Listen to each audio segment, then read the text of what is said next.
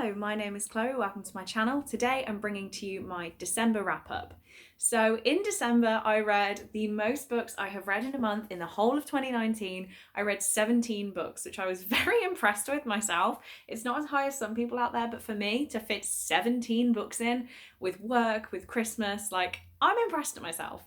That does mean a very long wrap up, so I have a giant cup of tea, it has two handles. Because we're going to be here a while. I'm not going to go through in order. Well, it's sort of order that I read them in. It's order that I wrote them down. I will lose track otherwise. And then there's a sequel in here and stuff like that. So I don't want to jumble up the order in terms of ratings. You don't really care. I'm just going to get stuck into talking about them. So the first book I've got here is Radio Silence by Alice Oseman, which I gave 2 stars. I didn't like this. I thought that was a really unpopular opinion, but I've been watching a lot of people's worst books of 2019 videos, and it's been on there. People really don't like this book, and people obviously love it, but the people who don't like it really don't like it. This is about... Do you know what? Who knows? I did listen to an audio and it was the same narrator as Alice Oseman's book, I Was Born for This, which I read in November.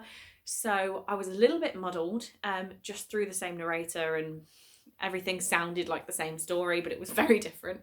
It is about Alid and Frances, that's her name, and they are friends, and they're only going to be friends, and there is much more to the story, but that was the main niggly bit with me. I know when I read a contemporary there's going to be a cute story or a hard-hitting story, and that's going to get shoved in with a romance, and I'm going to love it.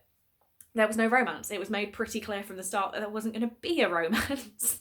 And yeah, I thought maybe, they're saying that, but there will be. No romance.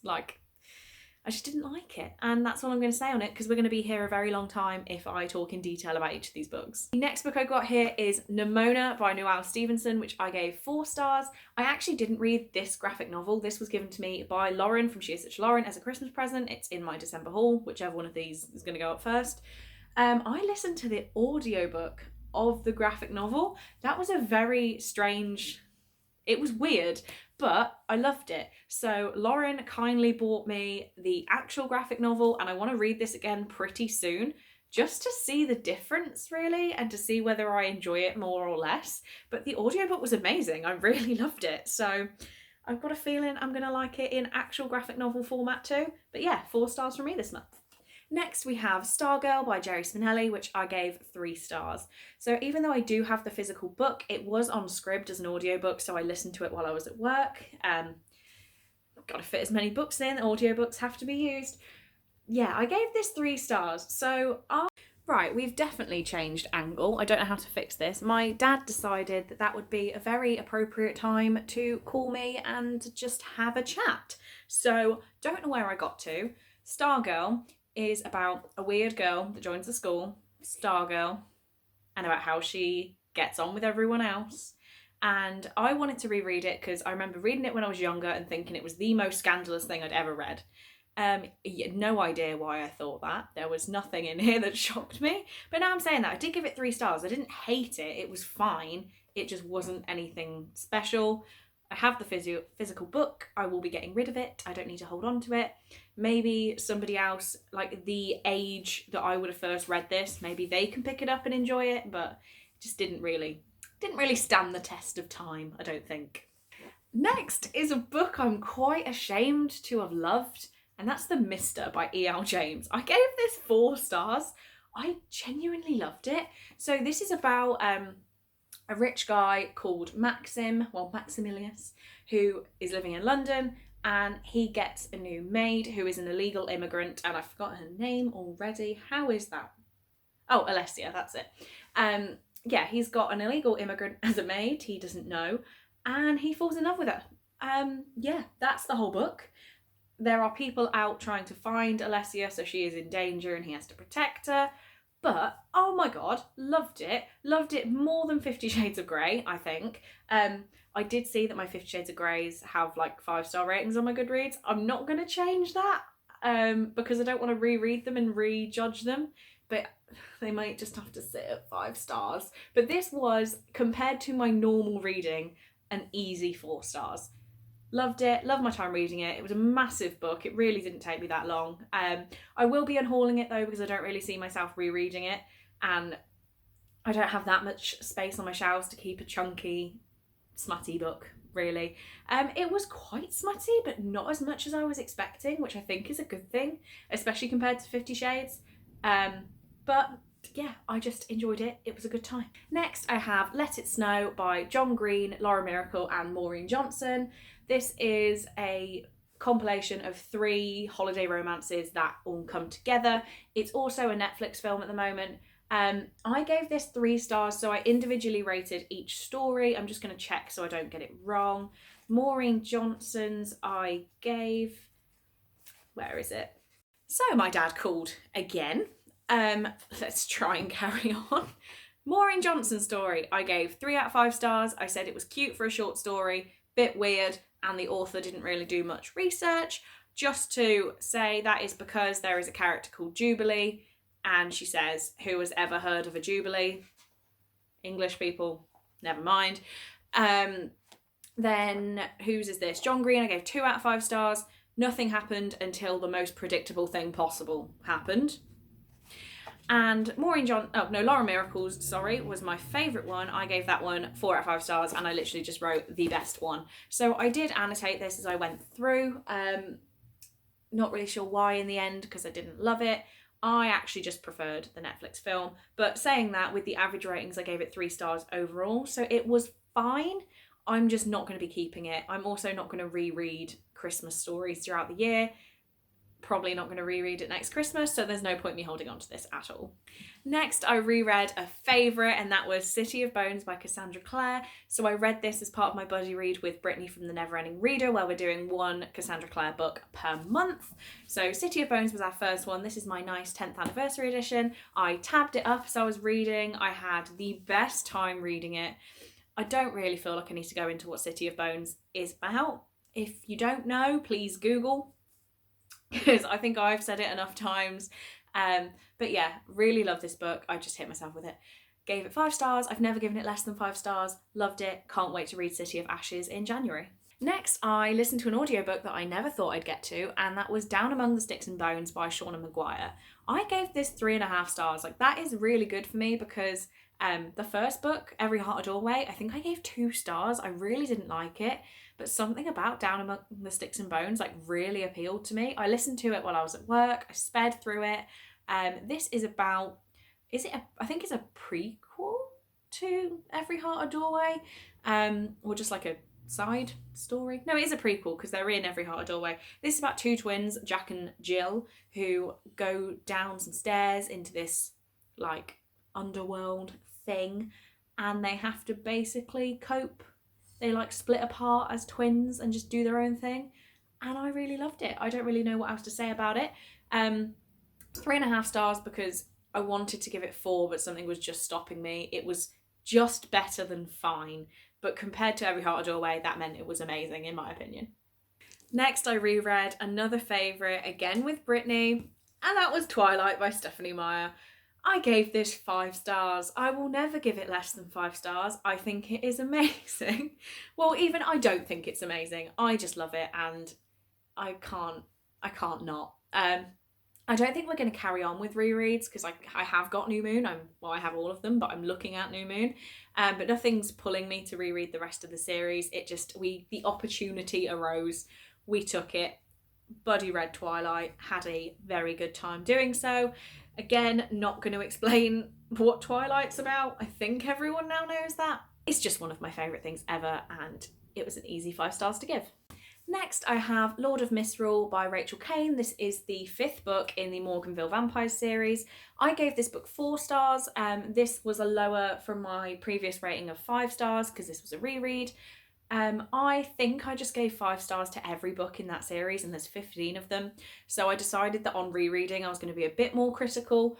I loved the characters in this book. I enjoyed the story, but I just don't think there was enough. It was better than fine, it was good, but there just wasn't anything amazing that was saying it needed to be given 5 stars. So this is about a town. I feel like I'm just going to repeat the synopsis of the first book every wrap up till the end of the year because I'm going to reread them all. This is about a town that Claire moves to. Claire is 16 years old and she is clever enough to go away to college. So she wants to go away in Texas, but her parents don't want her that far away, so she gets sent to Morganville. And Morganville is actually run by vampires, and that's obviously not known by people outside the town. This book follows the characters. It's book 5, I can't spoil anything. There's a bit of a chaos. And the whole book follows one single event, which I think is why I couldn't give it 5 stars, because like nothing really happened. It was told, like the time it took me to read it was like the time the story elapsed over, if that makes sense, which I don't love in books, but I still love following the story, and I can't wait to read book 6, which I'm actually going to read today. So I love it, I love the characters, but there wasn't enough happening in the story for me to give this one 5 stars. I then listened to the audiobook of Girls on the Verge by Sharon Biggs Waller, which I gave 4 stars. So this is about a girl who, I believe this is in Texas. I don't know, I don't want to say it is and get it wrong. She's in a state where she cannot legally get an abortion and she wants one. So this is about her road trip with her friends to basically get an abortion and find some legal way to do it. This book was very moving, which is why I gave it 4 stars. Like the story was very moving, the characters I loved, like their backstories were great, and I feel like it's one of those things that even if you disagree with the characters' decisions, like it was so well written that you can still appreciate what is going on. I think the reason I couldn't give this one 5 stars is it's obviously politically angled because of the subject matter. It would make sense to be, and I feel like sometimes that was just a bit too clunky. Like you can tell when an author really cares about something and they really go in on it, and maybe it just doesn't read as well as they were hoping. I don't know the right way to explain that. I know what I mean. You might not know what I mean. Sorry if you don't. But it was good. It was moving. I felt like I could have nearly cried. There was nearly a tear. But it was just a bit too clunky for 5 stars. Next, I listened to the audiobook of The Secret History of Us by Jessie Kirby, which I gave 3.5 stars. So this was, again, a bit better than fine, but nearly good. This was about a girl, I've completely forgotten her name, I won't lie, who she's in a car accident and she nearly drowns, and somebody saves her life, but she doesn't know she wakes up, she has no memory, she doesn't know who this person is, and she's introduced to him, she's very grateful, but she is trying to get back to grips with her life, which includes her boyfriend who was driving the car at the time of the accident, and she doesn't remember him. Like, she can't remember the past 5 years, I think it is, of her life. So she's just struggling to get reacquainted with everything and everyone and where she was in her life, because she was an early teenager in her last memory and she's now like 17, 18. I can't remember the exact ages, but that's a lot of life to miss. And I really liked this. I did figure out what was going on very early on, which is why I couldn't give it a 4 star. It was a little bit too predictable, but then it was written in a way where I didn't think, no, is that too predictable? Am I wrong? It was like, no, that's definitely going to be what happens. And it was what happened. So it was just a little bit too obvious, but I did enjoy the audiobook. I had fun reading it. I listened to it while I was at work. It made my day a lot better. So liked it, just nothing really shocking. I just checked my notes and there's actually a book in front of me which isn't on my December wrap-up list, so I went back to check my November wrap-up. It's also not on there, so I think I actually read 18 books this month. That's insane, but I'm really tempted to... I'm gonna have to pause the video and check when I read it because that's really thrown me off. Okay, so I've gone back to check, and a book I completely missed out of this list, so I'm going to pop it in now, is If I Was Your Girl by Meredith Russo. So I actually listened to the audiobook of this, even though I had the physical book, just because it was on script and I was at work. I do now have a lovely, pristine copy that I'm going to get rid of. I did give this book 4 stars. I don't really want to talk too much about it because there's a lot of controversy around Meredith Russo at the moment. I don't want to share an opinion in case... I mean, I don't know what went on. Something went on. I'm not going to get involved. But I feel like this book, I'm glad I gave it the time of day to understand the messages in it. There was also a lot of references to like Southern American stuff. Like I don't even know how to explain it. I didn't know what mudding was until October. They went mudding. I had a great time reading about it. Rude. So I did enjoy it. I couldn't give it 5 stars for normal reasons anyway. I tried to rate this book on what was in the book and nothing I had heard about Meredith Russo. So on the basis of what is in the book, this got 4 stars, but I'd just rather not talk about it much more, and I'm not going to keep it on my shelves. I'm going to get it out of my life. Next I have If We Were Villains by M.L. Rio. This is our Reading Between the Spines book club pick, so I will link our Goodreads group in the description so you can go and see that, so you can see all of our thoughts on this. I gave it 2.5 stars, which people are going to slaughter me over. We haven't had the discussion for it yet. I just didn't love it. This is about a school, like a drama school of Shakespeare. I don't like Shakespeare all that much. I didn't understand it. There were full pages written as scenes in Shakespeare, and occasionally they'd be having a conversation and just throw a Shakespeare line in, and it just lost me. I really struggled to read it. It's quite a chunky book, so every time I was forced to read a bit of Shakespeare, I wasn't too happy about it. Not to say I don't appreciate Shakespeare in its own right, but added to like a mystery, I just struggled a little bit. The mystery was also quite predictable, like not to the fact that I guessed it completely, but it was still quite predictable. Like we knew where it was going. I didn't have a fun time with the big reveal. So 2.5 stars. I'm also going to be getting rid of it as soon as we've had our chat about it, saying that I now need to find somewhere to keep it because my bookshelves are completely full after Christmas. But yeah, I will need to hang on to this just for the discussion, and then it will be leaving my life. Next, I listened to the audiobook of City of Ghosts by Victoria Schwab, V.E. Schwab, not sure which name she uses on these ones. I gave that 4 stars. I loved it. It's a children's, or like middle grade fantasy about a girl, Cassidy, who can see ghosts, and her best friend is a ghost, and her parents are ghost hunters. They go to Edinburgh, and there are a lot of Harry Potter references, which I did appreciate in this book. It was just a fun time. I had a great time. I listened to it in one sitting. I was excited to find out about this young girl's experiences with ghosts. I normally struggle with middle grades because I don't feel like I can relate to the characters, but I definitely did. I had a good time.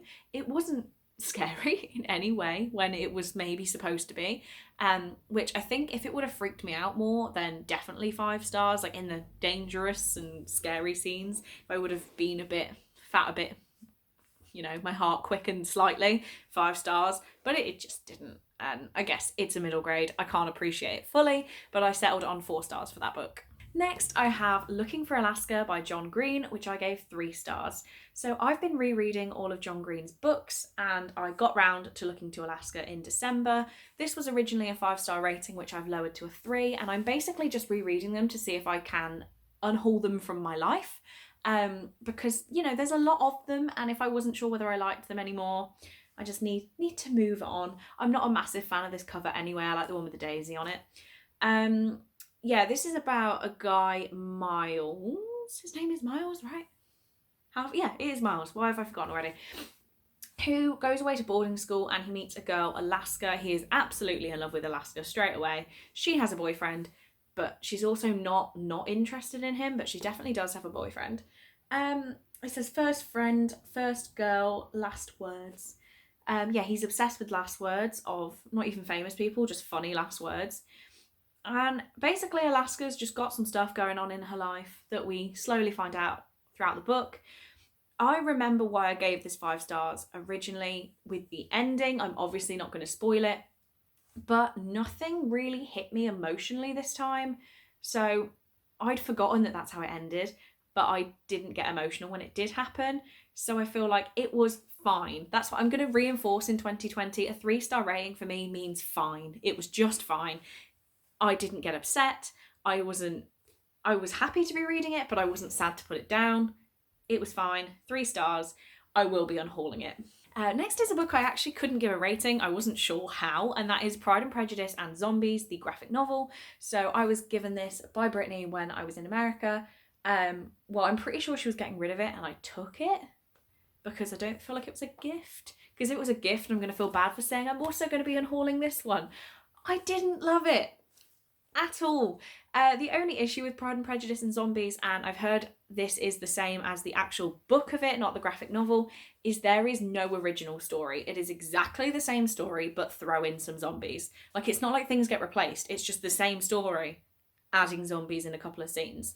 There were also far too many innuendos. Like, I know that there are things that are said in like Old English that sound like innuendos, but these were just full-on innuendos. Like, if I heard the word balls, I read it. If I read the word balls once more, it was going to be thrown across the room. I was not impressed. But yeah, I am more than willing to give this to anybody who wants it. I'm sure Brittany wouldn't mind. Yeah, it just wasn't really fantastic at all. But at the same time, I don't want to give it a rating because I feel like the art was pretty good. So I always feel like if I give a graphic novel a bad rating, I'm rating the artwork as well. Feel guilty. It's got no rating from me on Goodreads. Next, I read Tunnel of Bones by Victoria Schwab. Again, listened to the audiobook. I gave this one 3 stars. So this is where my opinion differed from Catherine, as we both read this book on the same day, and she gave this book 5 stars. Again, I gave City of Ghosts 4 stars, so I only lowered it 1 star from that. And my main reason for doing so is that the Harry Potter references continued, even though the story went to Paris. So Harry Potter references when they were in Edinburgh made perfect sense because they talked about why they were bringing the references in. But in Paris, there was just no need. Like, it didn't relate to the story whatsoever. It was just in there as like a joke. I mean, I am obviously a Harry Potter fan, but even I thought it just wasn't necessary. So I was just a little annoyed every time we got to one. Also, I did enjoy the story. Like, as I said, 3 stars is fine. I enjoyed it, but it just didn't knock my socks off in any way. Whereas the first book, even though it was middle grade and I couldn't relate, I still got a bit into it. This one, it was just like, oh, this is okay. Let's put it down now and move on with life. And the final book I read in December, the final book of 2019, the final book of the decade, was Tuck Everlasting by Natalie Babbitt. I've said her name enough time in this video. This was a gift from Brittany. She made a joke about how my family looked really young and couldn't believe I'd never read this book, so forced me to read it. There's no nicer word than forced. She bought it me and put it in my suitcase. It's forced. This is a teeny tiny little book. It's like 140 pages. I, again, didn't give this one a rating just because I don't know how. So I didn't realise it was meant to be aimed at children anyway, and that made, when I found that out about halfway through the book, it made me appreciate it a lot more. And understand why it was written the way it was a bit more. This story is about a girl called Winnie who sees, who does she actually meet first? She just goes for a wander in the woods because she's seen a toad, and she meets a member of the Tuck family who don't age. They have been exactly the same for 87 years. I think it's 87. That's good memory if it is. And then she just sort of hears their story and helps them out. It's great. It's teeny tiny, so I don't want to say too much to spoil the ending, because the ending's what, like half the book. Really loved it. So grateful that Brittany forced me to read it. I am going to try and find myself like a really nice hardcover copy that I can keep for ages, as this one's like a teeny tiny bit damaged. So I want a nice one that I can keep forever as like a memory. But for now, this one's staying firmly on my shelves, and I'm very grateful that I read it. So those are actually the 18 books I read in December. I am more impressed with myself now than I was when I started this video. I had a great reading time in December. Please let me know if you've read any of these books and have the same or completely different opinions. I would love to talk about them. But for now, that's all from me. Thank you for watching this video. I really do hope you enjoyed it, and I will see you in the next one.